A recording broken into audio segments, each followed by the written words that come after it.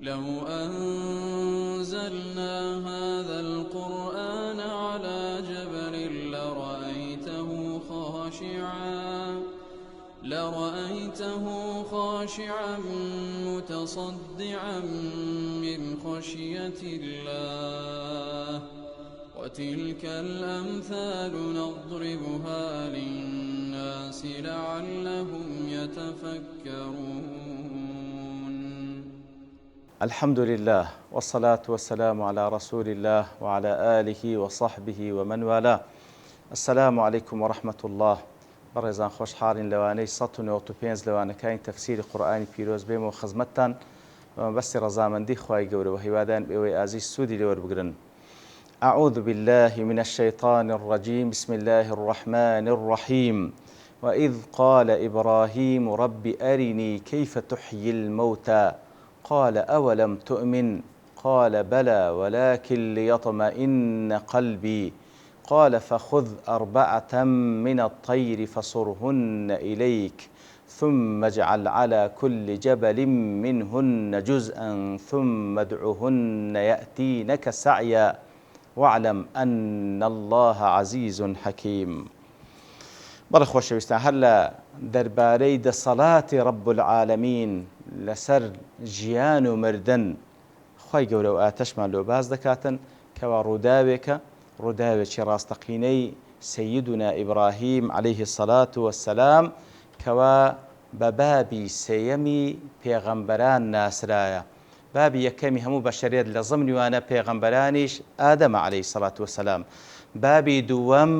نوح عەلەیهی السەڵات وەسسەلام وجعلنا ذريته هم الباقين، واتە ئەوەی کە لە دوای نوح هاتیە هەر هەمووی زوڕیەتی نوحە. لە زمنیوانە پێغەمبەرانیش لێیە نوح عەلەیهی السەڵات وەسسەلام بابی لە دوای ئادەم بابە دووەمی بەشەریەت و بابی دووەمی پێغەمبەرانە عەلەیهیمۇ السەڵات وەسسەلام، و لە دوایویش ئیبراهیم عەلەیهی السەڵات وەسسەلام بابی سێیەمی پێغەمبەرانە میلەتە ئەبیکم ئیبراهیم، کەواتە ئیبراهیم بابی سێیەمی پێغەمبەرانە لە دوای ئادەم و نوح سەڵات و سەلامی خوای گەورە لەسەر هەمووان بی. لەو ئاتەشدا خوای گەورە دەفەرمی وەئیذ قال ئیبراهیم، و باز بکە کاتێک کەوا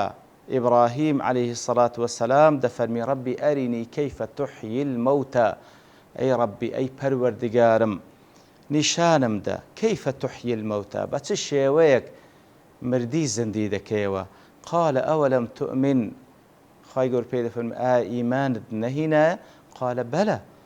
دەفەرمی بەڵێ ولكن ليطمئن قلبي، بەڵام لە بۆیەکەوە دڵم مطمئن بی و ئۆخرە بگری.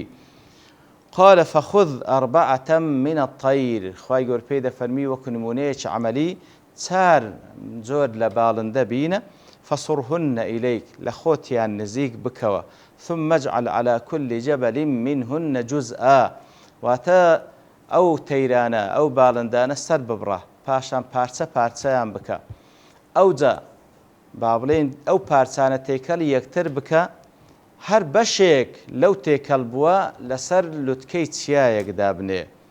ثم ادعوهن، پاشان بانجیان بکە بڵێ بە فەرمانی خوا سبحانه وتعالى وەرنەوە لای من و زیندی ببنەوە.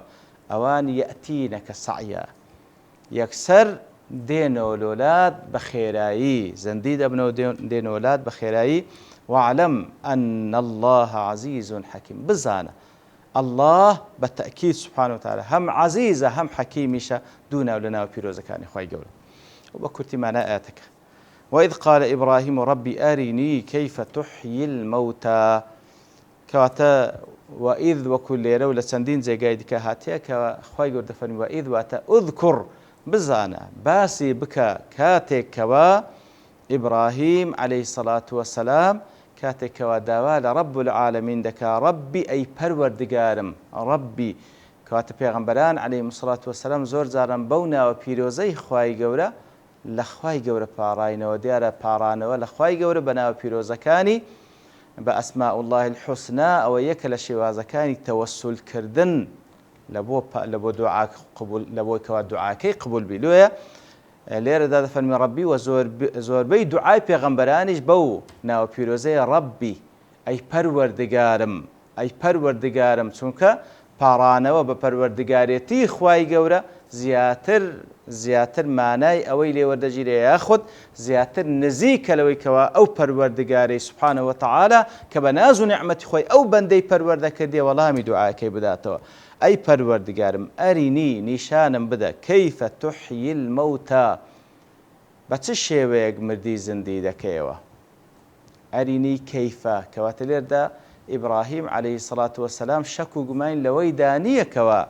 الله سبحانه وتعالى يحيي الموتى مردی زندی دەکاتەوە، بەڵام دەیەوێت کەیفیەتەکەی بزانی، چۆنیەتیەکەی بە چ شێوەیەک یا رب العالمین مردی زندی دەکەیەوە. کەیفە تحیی الموتى ئەسکۆ بەڕاستی مردی زندی کردنەوە لە توانا و دەسەڵاتی بەشەردا نەبووە و ناشبی هەتا ڕۆژە قیامەت بە هیچ شێوەیەک. کاتە شتێکی عەجیب و سەرسوڕهێنەرە لا تصوري بشر بلام لا يخوي جور سبحانه وتعالى إنما أمره إذا أراد شيئا أن يقول له كن فيكون. بلام لا صلاة خوي جوره هيج تيجنيه زحمت بي هيج تيجنيه زحمت بي بلكو تنها أو ندي بيست خوي جور بيفرم ببا يكسر دبي. كوات إبراهيم عليه الصلاة والسلام ديت سونيتكي بزاني بس الشيء خوي جور مردي زندي دكاتوا. قال أولم تؤمن آية إيمان النهناية لێردا ئەوەلەم تؤمن لێردا ئەو پرسیارە ئیستفهامێکی تەقریریە، ئیستفهامێکی تەقریری، یعنی وەکو چی نمونەی لە قورئانی پیرۆز خوای گەورە پێغەمبەری صلی الله عليه وسلم دەفەرمی ئەلەم نەشرح لەکە صدرك، یعنی قد شرحنا لەکە صدرك. جوابەکەی دیارە، ئایا سینگمان لۆ فراوان نەکردی؟ کەواتە بە تەحقیق سینگمان لۆ فراوان کردی. جوابەکەی دیارە بەڵێ. لۆیە کاتێک ئەو پرسیارەش لە ئیبراهیم دەکا عەلەیهی الصلاة والسلام قال أولم تؤمن يكسر ودفرمي قال بلى بلى إيمانم هيا يقيني شم هيا ولكن ليطمئن قلبي تاوكو ظلم أخرى بقري ظلم اطمئنان بك بلى خوش مستوى لير دا زانان زور لسر أو بشأته واستاينة دفرمون أولم تؤمن وكوتمان لبوت تحقيق يعني استفهامي التقريرية كواهات إيمانت هي لبرسي أو برسيارة ذكي قال أجد والله بلى إيمانم هي بلام دم اطمئنان بكم زالير زانان دفرمون كواتا نبادا أو كسي كوا مستمع أو جوي لو قصيدة بواتا يبقى كوا إبراهيم شكو قماني هبوا نخير إبراهيم شكو قماني نبوا بهيج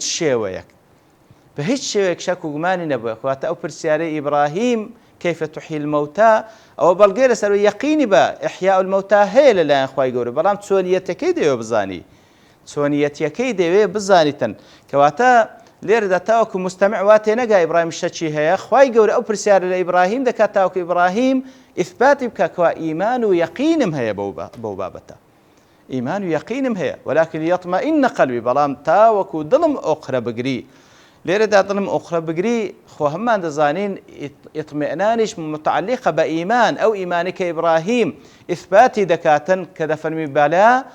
أدي باش لو اطمئنان تداني بلا اطمئنان تدا لإيمانك بلام ديوي اطمئنان بك لتسونيتي زندي بونوش وكزانان دفرمون يقينم هيا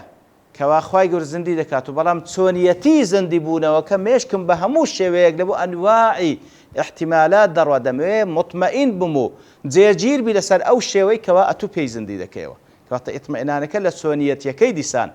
نوغلوي كوا شكو قمان هبيانا والعياذ بالله كواتا بوش شوي زانان ليش عندها توتاوكو استشهاد بو حديث صحيح بيغمبر كان صلى الله عليه وسلم كالبخاري مسلم أصحاب السنن رواياتي عن كردية كوا بيغمبر صلى الله عليه وسلم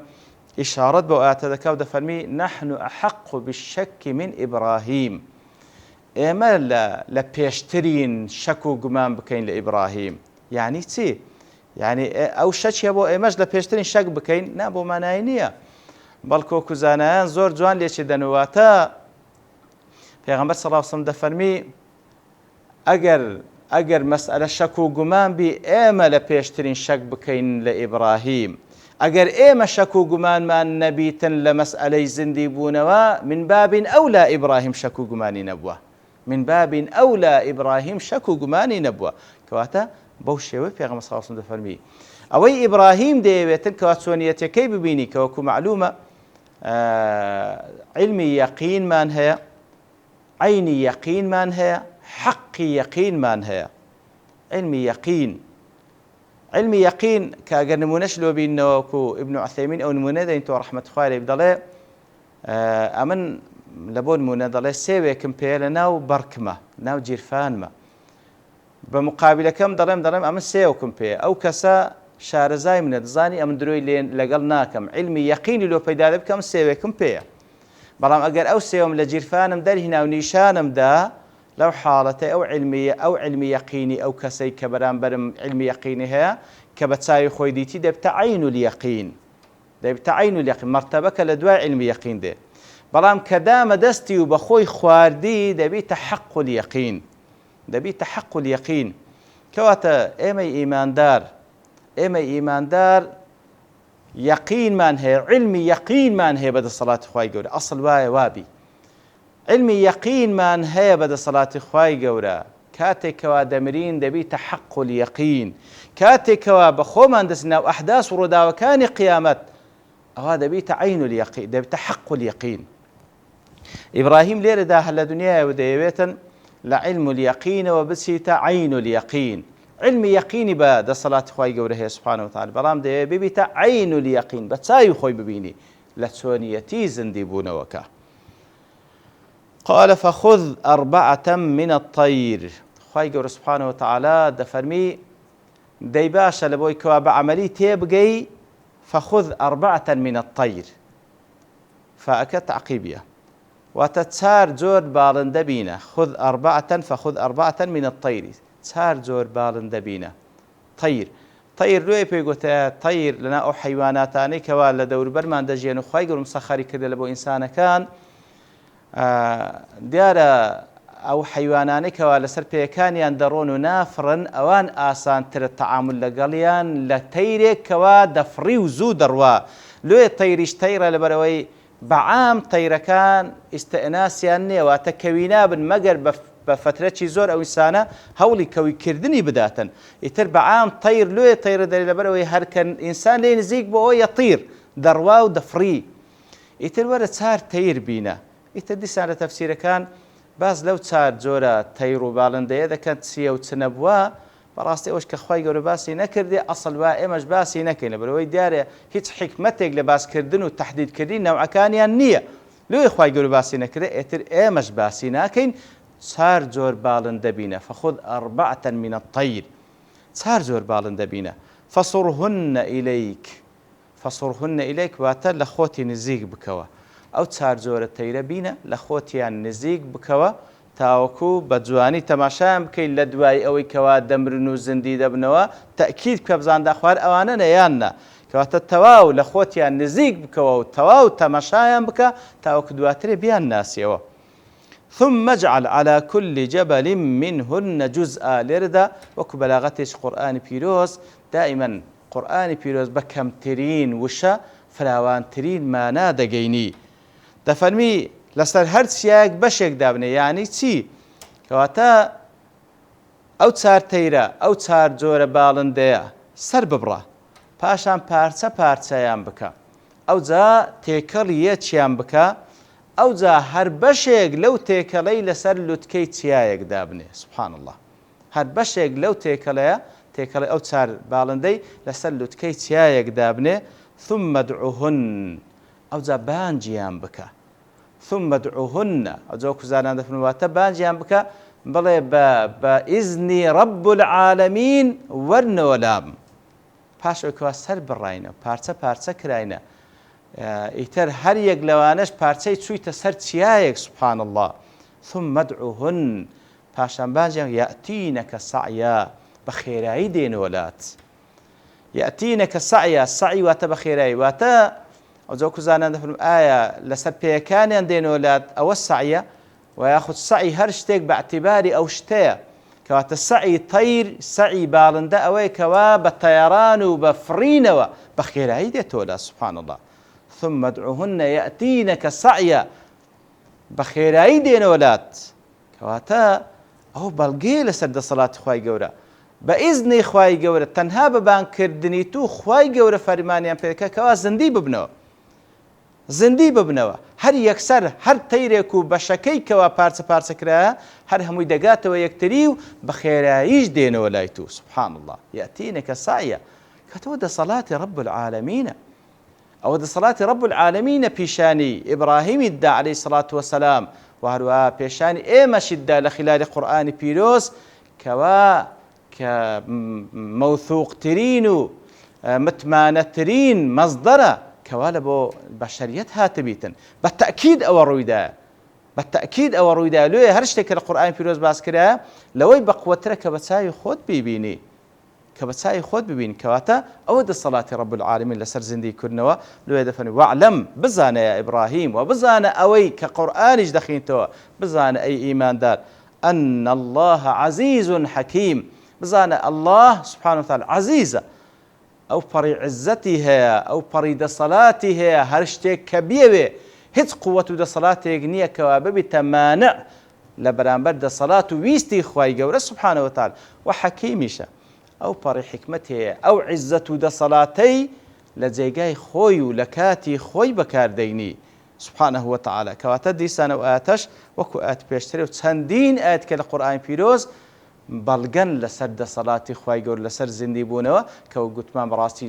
زۆر مهمە ئینسانی مسلمان قەناعەت و یەقینی بە دەسەڵاتی خوای گەورە بەگشتی و بە تایبەتی بە زیندی بوونەوە لە بەرەوەی بەڕاستی ئەو قەناعەت و یەقینە هەموو تەسەووڕ و گفتار و کردداری دەگۆڕی لە خوای گەورە دەپاڕێنەوە لەو کەسانە بین کەوا یەقینمان بە دەسەڵاتی خوای گەورە هەبی و بە تایبەتیش یەقینمان بە زیندی بوونەوە هەبیتن یەقینمان بە قیامەت هەبیتن تاوەکو بەو یەقینەوە بسينه خدمة پروردگار وصلى الله وسلم على نبينا محمد وعلى آله وصحبه أجمعين وآخر دعوانا أن الحمد لله رب العالمين. لو أنزلنا هذا القرآن على جبل لرأيته خاشعا متصدعا من خشية الله وتلك الأمثال نضربها للناس لعلهم يتفكرون